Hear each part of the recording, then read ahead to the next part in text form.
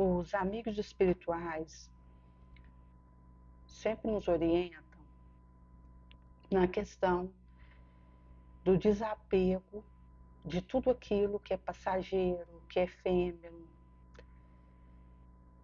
que passa, que é tesouro que a traça rói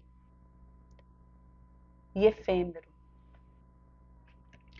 E é interessante porque existe uma corrente invisível tentando levar para o acúmulo de riqueza material, para tentames de juntar tesouro que a traça rói. E, inclusive, na administração disso, surge a vileza do ser tentando interceptar.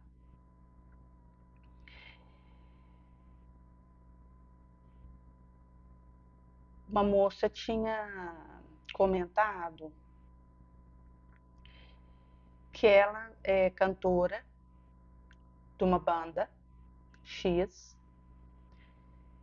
e aparentemente secular a música dessa banda, e ela alegava em pranto a dificuldade que era para ela viver e dar continuidade e seguir naquilo que ela almejava, pela complexidade da questão financeira de ser uma cantora e da dificuldade que ela vivia, do desejo dela. Ela então externava de juntar dinheiro, de conseguir se enriquecer materialmente, e da insatisfação pelo malogro que ela experimentava na liça como cantora secular. E é interessante porque dá para perceber nessa partilha dela a tendência inconsciente coletiva que acontece de dar um valor para o que é material inexistente. Vês que quando nós entramos aqui nessa vilegiatura, nós temos N compromissos a serem honrados, espiritualmente falando, de um acerto que aconteceu com a espiritualidade maior, antes do retorno. Lá eu acordei com a espiritualidade maior, detalhe da minha volta, e foi acordado questão atinente ao desenvolvimento daquilo que havia sido colocado na caneta astral, que eu deveria desenvolver e fazer. Isso é tão interessante porque quando você está aqui, você tem uma intuição daquilo que te compete fazer. Eu posso ignorar, eu posso não ter força ou me alegar sem pare ao encalço disso e dar braço a isso. Eu posso optar por ficar numa condição de ignorância em relação a isso. No entanto, esse compromisso assumido antes de vir, ele bate à minha porta. A todo instante, esse compromisso está batendo na minha porta, me tirando da ignorância e me alertando de algo que eu tenho que fazer. Acontece que a pessoa pode estar realmente enfraquecida para ir ao encontro disso. E aí entra o fortalecimento da vontade, o fortalecimento do querer benigno e o desejo de fazer consciência do que me compete. E isso é particular, você não tem um manual, não é uma receitinha de bolo que serve para mim, para o Joãozinho, para a Carminha. Isso não tem uma receita de bolo. Cada qual terá a sua desenvoltura realizar no campo da sementeira do bem. E o espírito, sabedor disso, vai precisar ir a um encontro.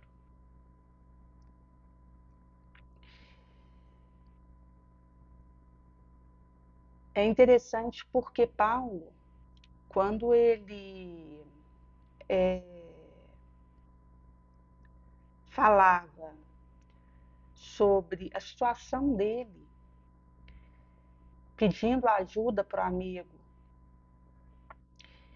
que o considerava demente por ser convertido ao cristianismo, e então o ex-amigo, então, falava para ele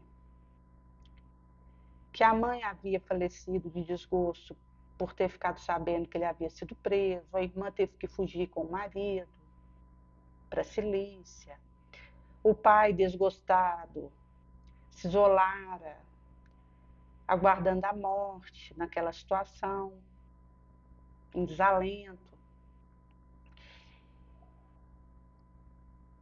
E ele então diz,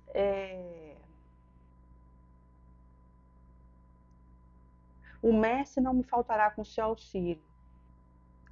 Afeto de família e consideração de amigo era minha única riqueza. Contudo, na anotação de Levi, ele citaria a questão do homem rico, que o ajudaria a lidar com aquela situação naquele momento decisivo para o destino dele, onde ele percebia que o afeto de pai tinha se ido, o afeto de um amigo tinha se voltado contra ele, e ele estava só naquela contingência de testar sua fidelidade a quem o chamara à porta de Damasco, o Cristo. E aí então que ele vai fazer alusão à questão do homem rico, que desde a infância tinha cumprido rigorosamente seu dever, mas Jesus falou para ele: vende o resto do que você tem, dá aos pobres o valor que advier disso. Desfaz do resto dos bens terrenos que você tem, deixa que o morto enterre seu morto, porque ele queria antes enterrar o pai, mas ali na conjuntura, o filho, se não enterrasse o genitor, seria vedado para ele a herança. Então, o que entrava ali em questão era o apego desse moço a uma realidade passageira, morredora, e a tentativa do Cristo de alertar ele a sair daquela ignorância, daquele amortecimento moral, e dar a resposta alusiva ao destino dele, então. E a questão é essa renúncia e abnegação de abrir mão do que é morredouro, passageiro, pelo que é imorredouro. E aí entra afeto de um parente, entra um dinheiro, entra uma posição, entra um status.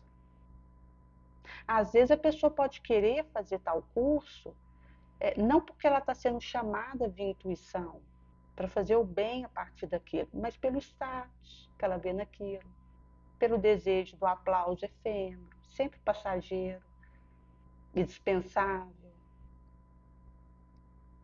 Daí a importância de dar esse passo definitivo, porque apenas se eu entrego tudo pelo Cristo, eu sou digna de me entregar toda ao Cristo.